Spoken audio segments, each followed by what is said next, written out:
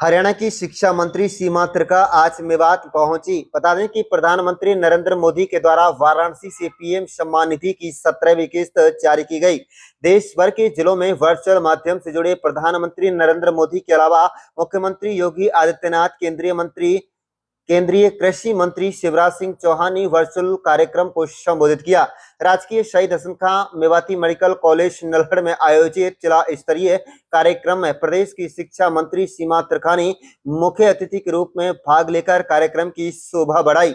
वहीं आपको बता दें कि सीमा त्रिखा ने मीडिया से बातचीत करते हुए कहा है कि प्रधानमंत्री नरेंद्र मोदी को प्रधान सेवक के रूप में तीसरी बार जनता की सेवा करने के रूप में सामने आए और पहली बार जब उन्होंने शपथ ली थी तो उन्होंने कहा था कि मेरी सरकार गांव, गरीब, किसान, मजदूर, महिलाओं को समर्पित रहेगी। सीमा त्रिका का कहना है कि पिछले 10 साल में निरंतर इन चीजों को दर्शाते हुए काम किया। जितनी भी योजनाएं थी जो कमजोर वर्ग हैं उनके लिए बनाई गई थी। आज का जो कार्यक्रम था वह प्रधानमंत्री ने किसान सम्मान निधि लगभग 20,000 करोड़ और 9.25 करोड़ किसानों के खाते में सीधे राशि पहुंचा दी। शिक्षा मंत्री का कहना है कि इससे अच्छा कोई भी फार्मूला नहीं हो सकता। जो किसान जो जिसका अधिकार है वह उसके खाते में सीधा जा रहा है। उन्होंने कहा है कि अब भारत में सीधे बैंक खातों में रकम डालने की आदत हो चुकी है। अब कोई रुकावट नहीं है। अब आपको सरकारी मदद सीधे खाते में मिलेगी। आप देख रहे हैं नुह मेवात से लियाकत अली की रिपोर्ट। हमारे चैनल को सब्सक्राइब जरूर कर लीजिएगा।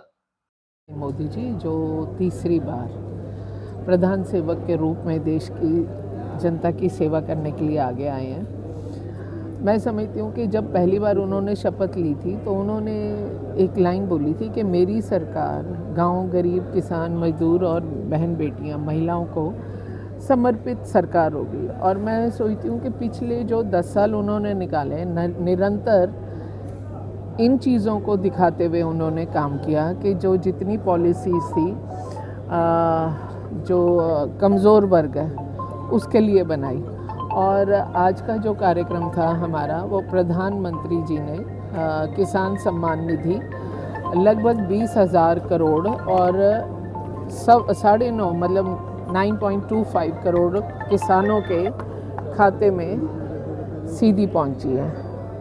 तो मैं सोचती हूँ कि इससे अच्छा कोई भी फॉर्मूला नहीं हो सकता कि जो जिसका अधिकार है उसके खाते में भी सीधा जा रहा है। और अब तो मुझे लगता है भारत में सभी को डीबीटी की आदत हो गई है। उन्होंने आदत डाल दी कि आपके बीच में कोई रुकावट नहीं पड़ने का और सीधा आप अपने खाते में अपने किए हुए काम का जो सरकार दे पाएगी वो देगी। सीमा जी, बहुत महत्वपूर्ण विभाग की जिम्मेवारी आपके कंधों पर है। शिक्षा से ही सब कुछ संभव है और मेवात शिक्षा के क्षेत्र में काफ़ी फिसड्डी जिला माना जाता है। सीमा जी, इसको कैसे इसकी गति मैं ये मानती हूँ कि फिसड्डी ना कहें और मैं ये बात मानती हूँ कि ये कमज़ोर है। और 2-3 चीज़ें हमेशा विषय होते हैं चीज़ को समझने के। मैं कोरोना के टाइम पर भी यहाँ आई थी और ये वो ज़िला था जहाँ पे वैक्सीनेशन लीस्ट था। मैं यहाँ पर क्योंकि सभी को क्वारंटाइन होने का वो था कि कोई बाहर नहीं निकलेगा, पर क्योंकि उस समय मैं चेयरमैन थी हेल्थ एंड एजुकेशन की तो मैंने स्पेशल परमिशन लेके पूरे हरियाणा के ज़िले कवर किए। और मेरे को यहाँ इसलिए आना पड़ा कि यहाँ पर एक दिन में नंबर ऑफ अगर मैं कहूँ तो 100 का आंकड़ा मतलब 3 डिजिट का भी वैक्सीनेशन एक दिन में नहीं होता था पूरे ज़िले का, जहाँ बाकी ज़िलों में हज़ारों हो जाते थे।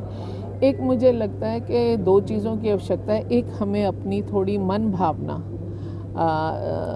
जो बाकी देश जिस भावना के साथ चल रहा है थोड़ा हमें यहाँ पर और उसको मजबूत करने की ज़रूरत है। दूसरा, मैं ये भी चीज़ मानती हूँ कि हमारे जो नेशनल लेवल पर है, नेशनल लेवल पर भी हमारा नुह मेवात जो है वो रेड जोन में है और उसके लिए केंद्र सरकार भी प्रयासरत है, हरियाणा सरकार भी प्रयासरत है। और सरकारें देखिए आएंगी और जाएंगी, हमेशा ये तो सिलसिला है। और मैं ये बात मानती हूँ कि किसी भी क्षेत्र की तरक्की उसका वजूद उसके लोकल आदमी के रेवोल्यूशन से बनता है कि अगर हम सब एक मानसिकता के साथ देते हुए और आगे को बढ़ें और नए सुझाव दें और उसको क्रियान्वित करें तो मुझे लगता नहीं है कि जो नुह मेवात की आज की भी स्थिति कोई बहुत अच्छी नहीं है।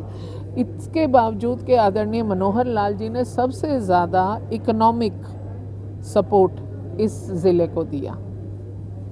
मेवात में हमारी पेंडेंसी थी कहीं पर भी किसी भी वजह से, उनको सॉर्ट आउट करने के लिए एक ट्रबल शूटर टीम बना रखी है। वो सारे जो प्रॉब्लम्स हैं, मेरा एक व्यवस्था है कि आज मैं मंगलवार यहाँ आ गई क्योंकि प्रधानमंत्री जी का कार्यक्रम था, नहीं तो मंगलवार को मैं चंडीगढ़, पूरा हरियाणा कोई भी मिले और अपना एक लेटर ले आए जो दिक्कत है।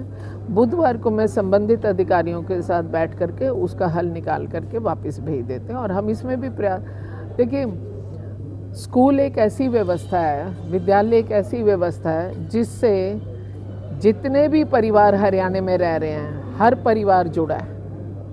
किसी के बच्चे पढ़ लिख गए तो उनके पोते पातियाँ जा रहे हैं। परिवार का कोई ना कोई बच्चा स्कूल से, कॉलेज से संबंधित है। इसलिए शिक्षा एक ऐसी व्यवस्था है जिससे पूरा हरियाणा साथ जुड़ा हुआ है। रोज़ डॉक्टर के पास नहीं जाते लोग, लेकिन स्कूल जाते हैं। रोज़ नगर निगम नहीं जाते लोग, लेकिन स्कूल जाते हैं। तो इसलिए जितनी सेवा इस महकमे के माध्यम से हरियाणा की हो पाएगी, ज़रूर आदरणीय नायब सिंह सैनी जी का हाथ पकड़कर इसको ऊपर लेकर आएंगे। Thank you. सभा चुनाव सर पर है और मुझे लगता है चुनाव एक ऐसी चीज़ है जिसमें बैठता तो कैंडिडेट है और पढ़ाई सारी जनता करती है, वोट वो लोग डालते हैं। और मैं मानती हूँ कि हरियाणा का मन, हरियाणा का निवासी बहुत समझदार है। जहाँ एक तरफ वो साफ गो बोलता है, हम लोग हरियाणवी बिल्कुल सीधी बात रखते हैं, घुमाते नहीं हैं, सीधा सीधा बोलते हैं। तो जहाँ वो साफ बोलने की आदत रखता है, वहीं वो ये समझ रखता है कि देश में जिसकी सरकार बनाई है उन्होंने, वही सरकार वो प्रदेश में बनाएंगे ताकि जो हमारा विकास है वो हमारा सुचारू रूप से चल सके। मैडम